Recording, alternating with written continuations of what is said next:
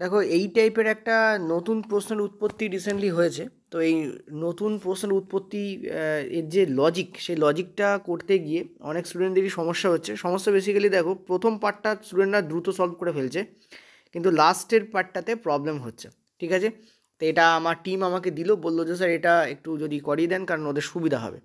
তো দেখো ব্যাপারটা হচ্ছে কি, এখানে ক্লিয়ারলি দেখতে পাচ্ছ যে কি হচ্ছে ব্যাপারটা, আমি তোমাদের বলি। অ্যাকচুয়ালি এই রিসার্চটা আমি করিনি, সত্যি কথা বলতে টিমই রিসার্চ করেছে, এবং ওরাই বললো যে স্যার প্রশ্নটা একটু নতুন টাইপের। তো আমারও ভালো লাগলো লজিকটা শুনে, কারণ আমি সত্যি কথা বলতে তোমাদের একটু আগে একটা তোমাদের ক্লাস দিয়েছি। তো আমি ম্যাথের দিকে যাচ্ছিলাম, তো দেখা গেল যে এইটা একটা ট্রেন্ডিং কোশ্চেন্স হিসেবে আছে। সো আমি সত্যি দেখলাম ওরা যে লজিকটা আমাকে বললো, সত্যি খুব ভালো লাগলো লজিকটা।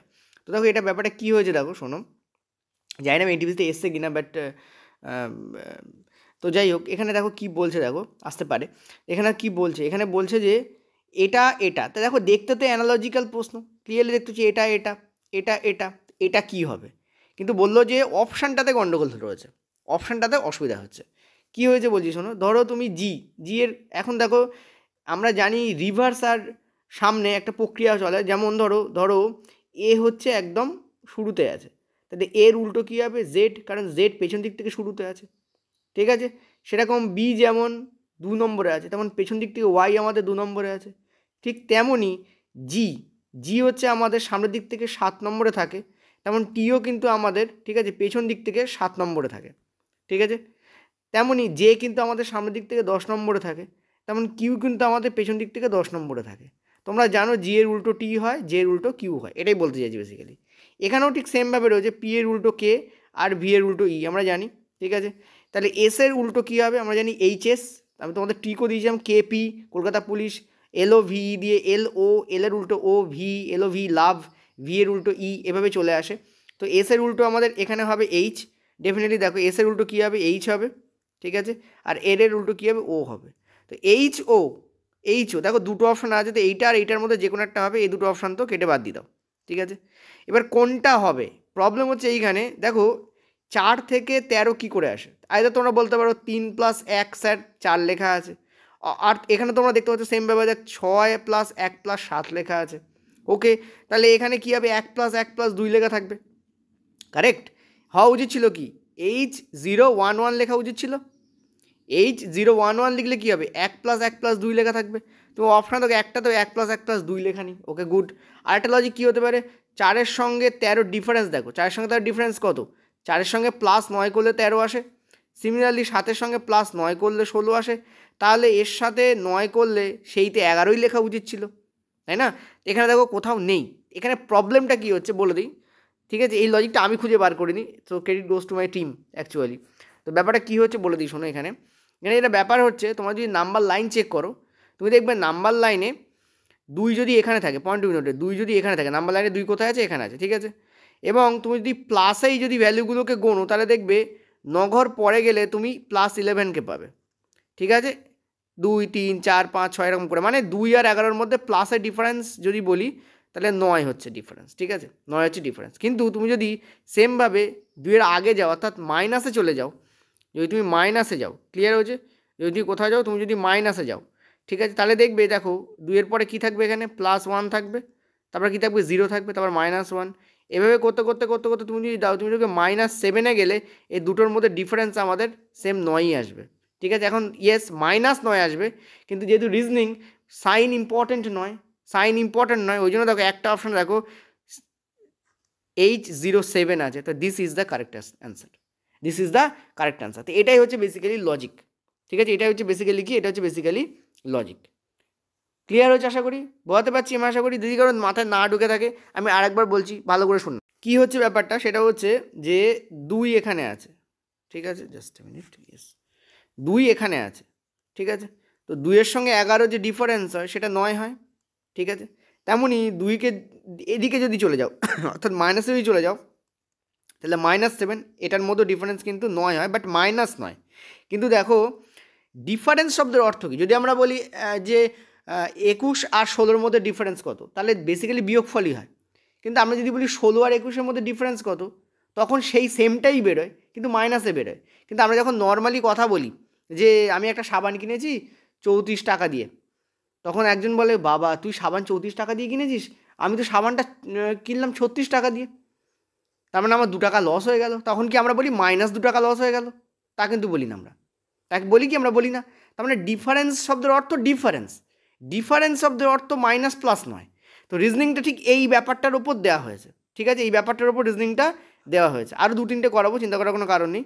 মানে তুমি যদি এরকম যাও, অর্থাৎ তুমি দেখবে যে এখানে বেসিক্যালি কী হচ্ছে, -9 তুমি যদি +2 এর সঙ্গে যোগ করো, -9 তুমি যদি +2 এর সঙ্গে যোগ করো, তুমি -7 পাবে। এই ডিফারেন্সটা নেওয়া হচ্ছে, কিন্তু মাইনাস সাইনটাকে অমিট করে দেওয়া হচ্ছে। তো এখানে +7 বা -7 যাই হোক না কেন, এখানে 7টাকে অ্যান্সার করে দিচ্ছে, ঠিক আছে? এই হচ্ছে লজিক বেসিক্যালি। ওকে, চলো আরেকটা কোশ্চেন্স করি, বুঝতে পারবে আরও বেশি। দেখো পরের প্রশ্ন, খেয়াল করো এখানে কি করা হয়েছে। দেখো জেড কত আমাদের জানি আমরা 26, ঠিক আছে? পি কত আমাদের আমরা জানি 16, ভি কত আমরা জানি 22, এল কত আমরা জানি 12, ঠিক আছে? এটা কত আমাদের 14। তো দেখতে পাচ্ছ ক্লিন এখানে 2 ইন্টু করা হয়েছে, বা 7-এর সঙ্গে 7 যোগ করাও যেতে পারে, ঠিক আছে? এটা দেখো কী করা হয়েছে, এন হচ্ছে আমাদের 14, আর হচ্ছে আমাদের 18, আর হচ্ছে আমাদের 18, ভি হচ্ছে আমাদের 22, ঠিক আছে? আর 8-এর সঙ্গে কী করা হয়েছে, এখানে 2 ইন্টু করা হয়েছে, ঠিক আছে? নেক্সট এটা সি কত আমাদের, সি হচ্ছে 3, কে কত আমাদের, কে হচ্ছে আমাদের জে কে, ঠিক আছে? আই জে কে হচ্ছে আমাদের 11, এটা কত আমাদের ইন্টু 2 করলে আমরা দেখতে পাচ্ছি 44 হবে। দেখো প্রত্যেকটাতেই 44 দেওয়া আছে। সো এখানে এটাতে কোনো গন্ডগোল করেনি, দেখি বোঝা যাচ্ছে সব 44, good to go. Either 2 into করো বা 22 যোগ করো, যে সঙ্গে সে সঙ্গে যোগ করো, কোনো প্রবলেম নেই। এবার দেখো এটা জেড, এটা ভি, কত পার্থক্য আছে? 4 পার্থক্য আছে, ঠিক আছে? কত পার্থক্য আছে? 4, দেখতে পাচ্ছ 4 পার্থক্য আছে, ঠিক আছে? অর্থাৎ এখানে 4 মাইনাস হয়েছে, ওকে? এখানে দেখো 4 মাইনাস হয়েছে, এটা দেখো তুমি 4 প্লাস হয়েছে, ঠিক আছে? এখানে দেখো তুমি 4 প্লাস হয়েছে।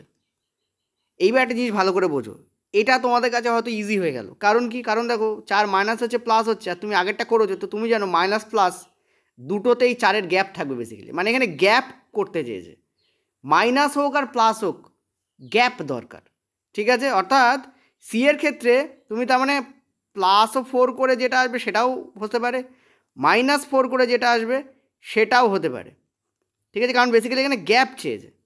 কে এর ক্ষেত্রেও তাই, +4 করে যেটা আসবে সেটাও এখানে হতে পারে, আবার -4 করে যেটা আসবে, -4 করে যেটা আসবে সেটাও আমার হতে পারে। মানে কে থেকে এমন একটা লেটার চেয়েছে যার আর কে এর মধ্যে গ্যাপ 4, তার মানে সি থেকে এমন একটা লেটার চেয়েছে যার আর সি এর মধ্যে গ্যাপ হচ্ছে আমাদের কত, 4।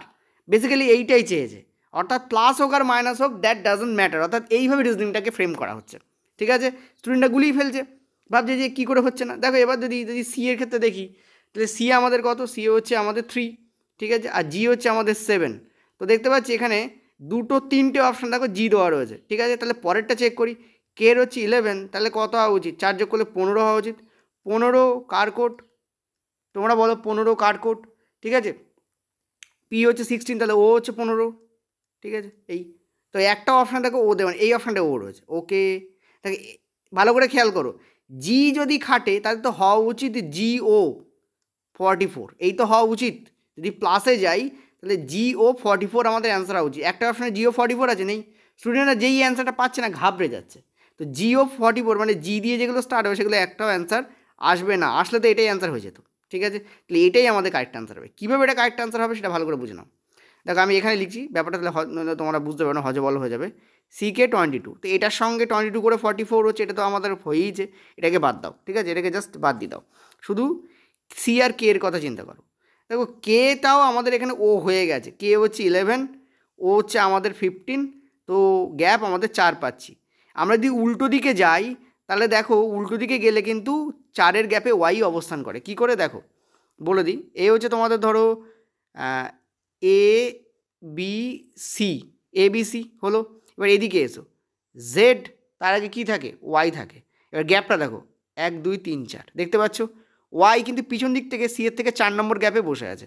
এইটাই আমাদের কিন্তু সেই জন্য অ্যান্সার হবে, ঠিক আছে? তো এইরকম ধরনের উৎপাটাং লজিকের ওপর বেস করে রেল কিন্তু কিছু প্রশ্ন ফ্রেম করছে, আমি তোমাদের বলে রাখলাম।